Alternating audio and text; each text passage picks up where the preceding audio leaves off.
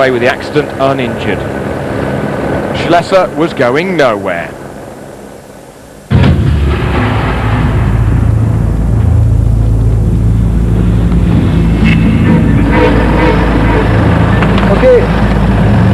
In the middle of the night en route to Tchit, one of the biggest stages of the Dakar in its history was taking its toll. This driver's saying, why do they choose, how do they choose to put the CP in an area where there is the softest of sands?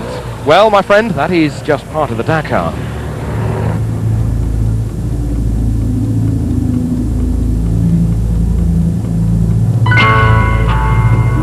Everybody was pushed absolutely to the limits of their capabilities, the machines almost beyond them.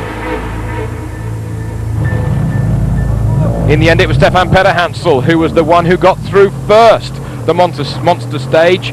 Luc Alphonse not far behind. He says, we're some of the first drivers to finish and it's dark already. And that's what's wrong.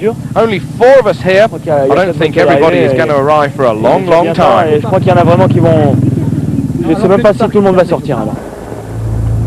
Nasser Al-Attiyah continued on, but not until he hit that camel grass at a hell of a speed. He was out en route to Attar. He was hard on its nose, going no further. Here we are on board, saying there is already a sandstorm and now it's raining. Better weather in Paris. Jutta Kleinschmidt was easily in 3rd overall, but only 40 minutes back of the overall leader into Attar.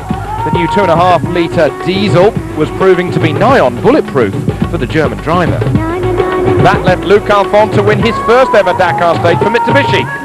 As we came into Attar, he was up to 2nd overall and right behind his teammate Stefan Pederhansel, the reigning champion, who led the rest day 20 minutes ahead of Luc Alphonse. The rally was far from over.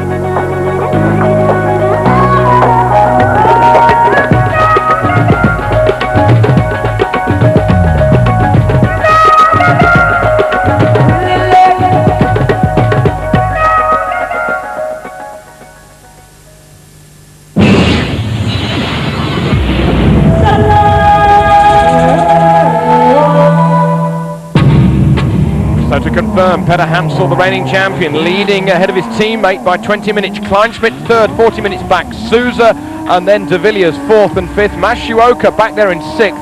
Onrad, Nani Roma, first time on 4 wheels in the Dakar, 8th. Sabi and Magnaldi. Just outside the top 10 we had Servia Costa with his X5, Mitsuhashi, Lumens, Meyer and Montere.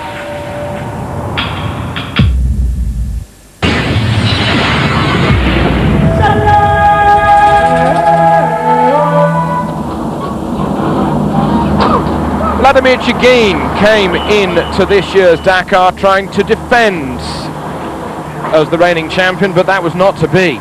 That left the leading Kamaz to be Kabirov as Chigin fell by the wayside. The Russian crew so solid with their engineering, and if ever there was to be a place where you had to do that kind of engineering, it was on the Dakar. And even then they had time to cook their own food. At least they were sporting enough to share it with the De Roy crew from the DAF camp here today at Attar, the rest day. Hans Beck's 2nd overall he is at the moment into Attar. He had previously led but had slipped to 2nd. The Sugawara crew with their Japanese-built Hino, as cheery as ever. Sugawara, if ever there was a veteran of the Dakar, it is he.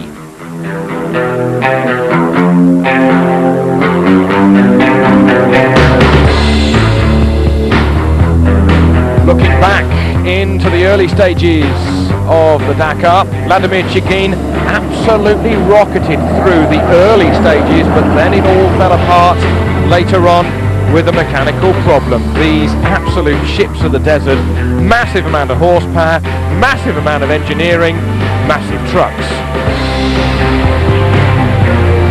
On board with Gerard De Roy, he was not without his problems. He put his DAF truck on its side.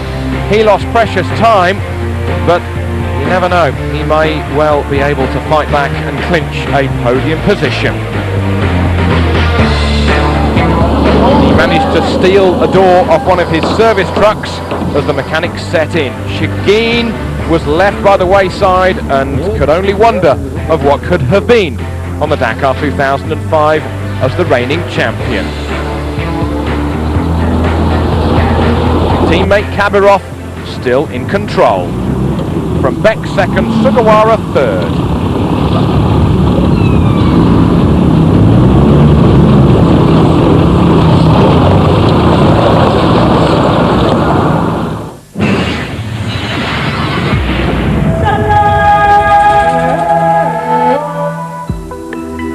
Tomorrow we're back in business, and it's non-stop all the way to the finish, to the beachfront next Sunday at Dakar itself. Tomorrow it's a 483-kilometre looping stage, starting and finishing here in Attar, but the day after is tough, the day after that is tough again. There are 3 very difficult days to come here on the Dakar 2005. Stay with us, join you tomorrow.